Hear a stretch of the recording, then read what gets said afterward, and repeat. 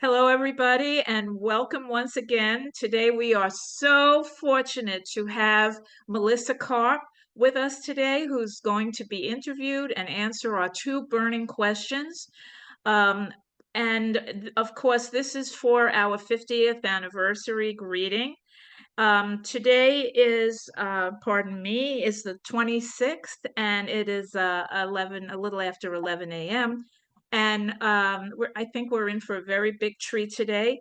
And so we're going to proceed. So first of all, I want to welcome you, Melissa. Thank you so much for coming today. And Thank you for having me. you're welcome. You're welcome. And um, Melissa and I met many years ago at the New York Aquarium, and I was able to help her a little bit in their regular overnight camping program. And we slept in the exhibition halls, which for me was very exciting because I had done that once before in my own museum at the American Museum of Natural History, and I slept under the whale. So these wonderful experiences really became very indelible in my memory, and I'm sure added to my teaching practices during my career. So that's how we came to know each other, and Melissa's going to tell you about what she's doing today and the awesome work that she's doing now. And so this is a compliment to our year-long greeting to everybody, our members and our contacts, and we want to we want to say that this will be a very exciting interview, and we will learn a lot about Melissa in the process. So with that, without any further ado, Melissa, I would like to start off with our first question and ask you, I think our viewers and our listeners are interested in knowing about your background and your career background, and maybe some of your studies that got you to where you are today, and then also talk about the awesome work that you're doing today. Oh, thank you so much. First, I want to say happy anniversary to NISTA. What an incredible accomplishment. 50 years is amazing. So 50 years, Thank you. people involved and working together, and it's really wonderful. So thank you so much for having me. I just want to Thank you so apologize much. for twitching. I'm here with a child and a puppy, so there might be a little bit of twitching going on here. Um, anyway, my journey, I didn't have a very kind of, I can't say a smooth journey to get into the marine sciences. As a child, I was fascinated by marine life, absolutely loved it, was interested, but I majored in political science and I went off to work in a family shelter for quite a few years. I also worked with women who were in recovery from drug and alcohol abuse for quite a few years. And I think after all those things, I needed a change. And I called up the New York Aquarium and I said, I didn't have a degree, but I had a lot of passion, a lot of interest. Um, and they kind of listed a whole bunch of things. They said, wow, we need people for sleepovers. And I said, I would love to do that. And they said, we need people for birthday parties. And I said, I would love to do that. And we need everything they said. I would love to do that. And after interviewing and doing a demo, they hired me. And it was an absolute dream job for many years. It was absolutely wonderful. Um, yeah, I just loved the collaboration. I loved working together with the other educators and with the other, also with the animal department. It was really a wonderful collaborative situation. I left there after about 17 years and went on to work at a South Street Seaport Museum, where I created a program, an estuary program, working with children, kind of geared for children who had either visual impairment or were blind. And that was a great experience. And just anytime working with kids, anytime you can do something to make it more multisensory, to make it more interesting, it doesn't just help children who are blind, it helps all children. I mean, as a child, I love touching things. I've seen teachers say, oh, don't smell that. And I was one of the people who was like, oh, what's it? It smells kind of salty. Oh, this is interesting. So we really wanted to create a program that would kind of get kids using all those senses. And we that was a wonderful, wonderful program and a wonderful experience for me. Also, doing the program and meeting the kids, just amazing kids, amazing staff. Um, when the pandemic hit and that program was coming to an end, um, I felt I needed stability and got a job as a paraprofessional in District 75 in the public schools. And very happily doing that. And then a volunteer that I had worked with at the aquarium said, "You know what you should do with some of your other aquarium friends who no longer work there? You should kind of do like a bus that goes around and does science." And we were like, "Yeah, that sounds like fun." I think the people that I started a 501c3, I started a nonprofit a couple of years ago, and I think we all had kind of moved on and were really missing environmental education. It was our passion, and we were kind of feeling we wanted to do that again. So we started New York Nature Mobile, which focuses on the biodiversity of New York. And we one of the things we do is pop up science programs around the city, all about that biodiversity. And it's been 3 years, a great learning experience. None of us had started a nonprofit. We're still not getting paid, and that's fine. It's just really a passion project.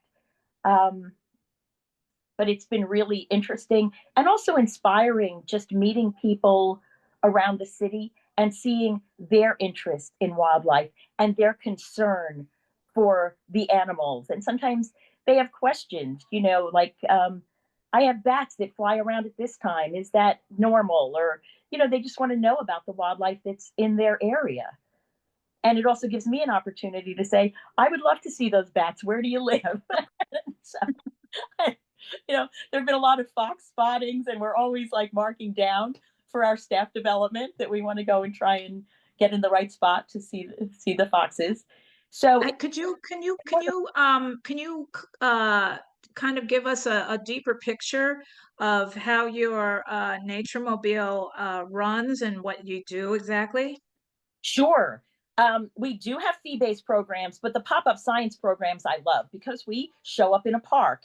We show up in a park with activity bags that have STEM activities in them, really geared for family groups and elementary kids, kids who are in elementary school.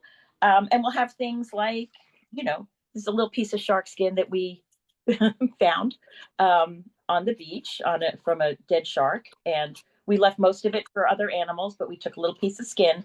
We want things that kids can touch and look at and measure. So in all the bags, the activity bags we created are different things that the kids can do to learn a little bit about the animals and get them excited, because we feel kids most kids really love animals. They're interested in them. Even if they don't love sharks, they're interested in sharks. They want to know more about them. So we want to go out there and kind of feed into that enthusiasm that a lot of people have and answer questions. And we also ask questions, and really get people knowledgeable and also just more caring about the wildlife we have. I mean, it's So amazing.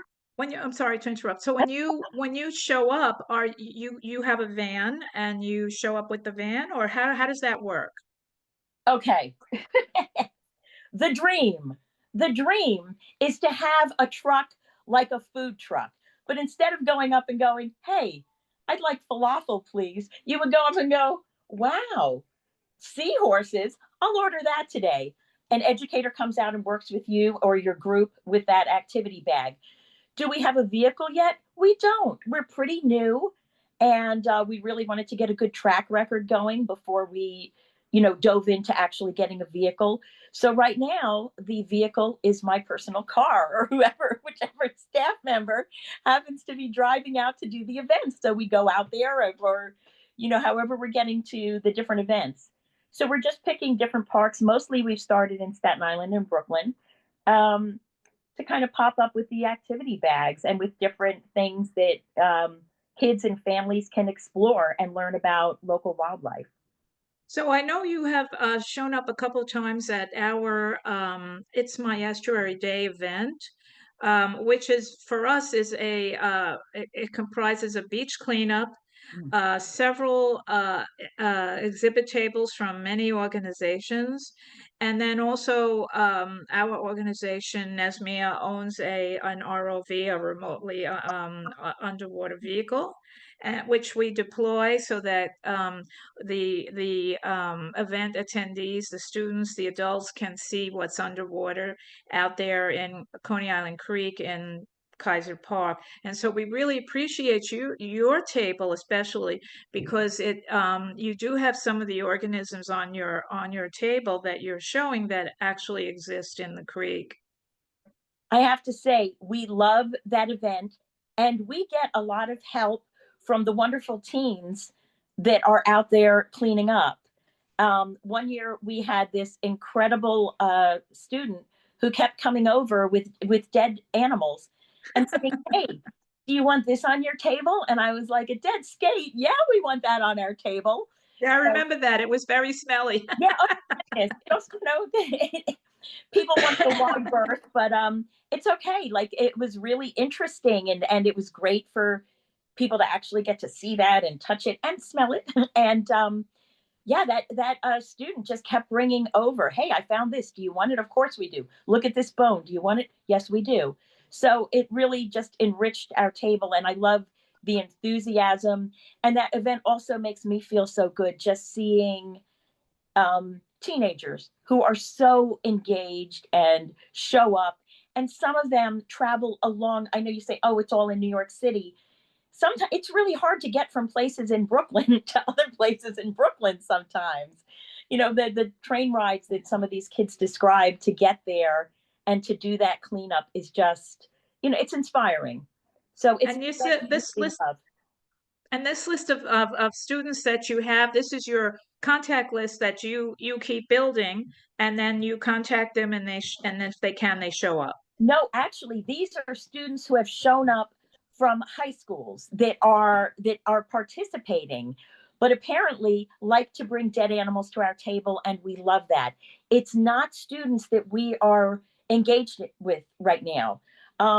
In the future, we do plan to have an internship program, probably starting out pretty small, but we definitely want to have an internship program and get students both working with us doing pop-up science, doing other programs, and also coming up with their own projects that we can support. But right now, we don't have high school students who are working with us. So that's Okay. definitely the goal someday. But these were just students who were there and helping out with the cleanup. Oh, wow. Wonderful. Yeah. That's great. And so if there are opportunities for you and for New York Nature Mobile and Nesmia to collaborate, let's try and make that happen. That would be something proactive moving forward, in the future. That would be Um, wonderful. That would be I, wonderful. Yeah. I also want to call out one of your educators who has been with you at the aquarium and now is with you on this project, Bob Cummings. Could you speak to that a little bit?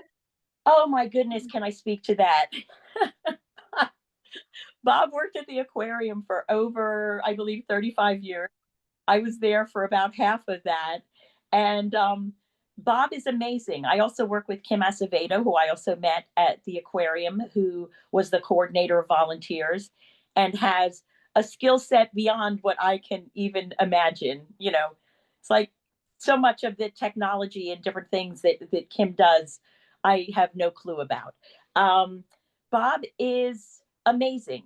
We're all volunteering right now. He jumps in on events. He is so knowledgeable, really showing off, his garden, pictures of his garden, and really kind of encouraging people and inspiring people to plant native species that are going to help the animals, help butterflies, help birds.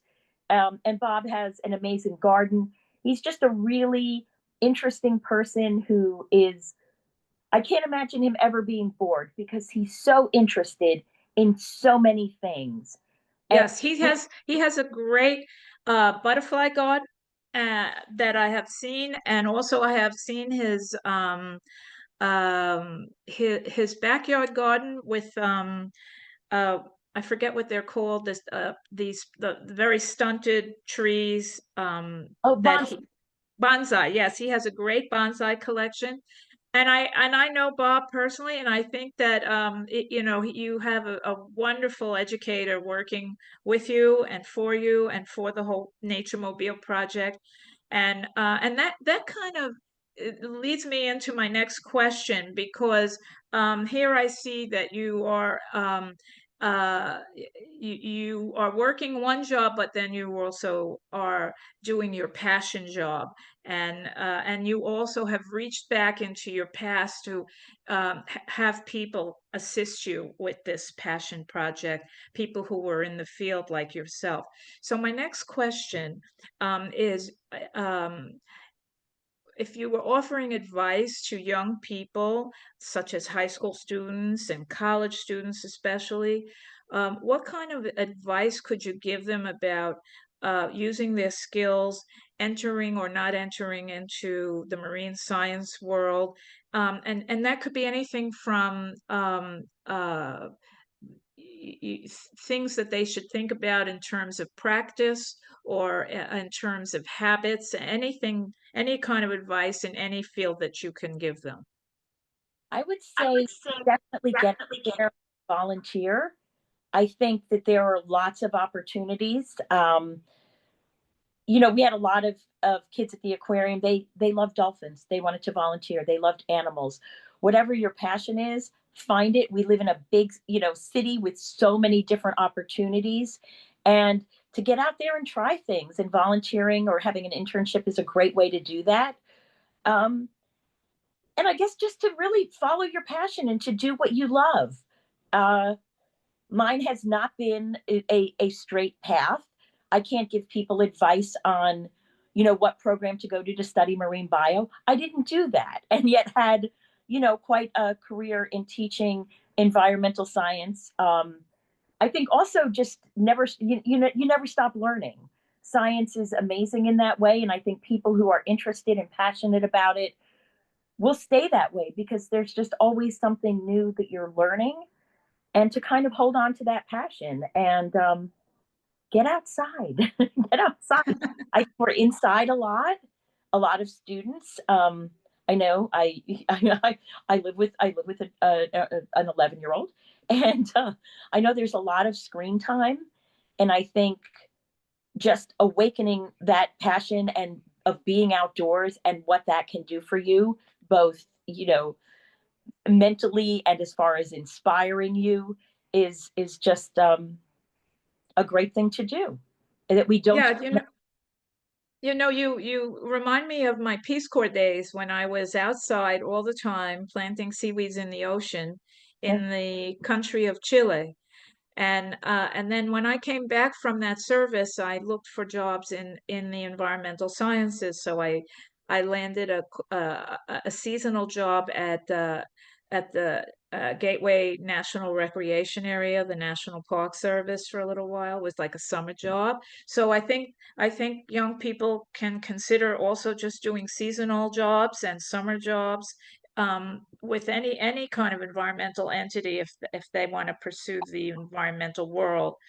And then after that I went into a job with the urban park rangers, and so I was wearing a uniform.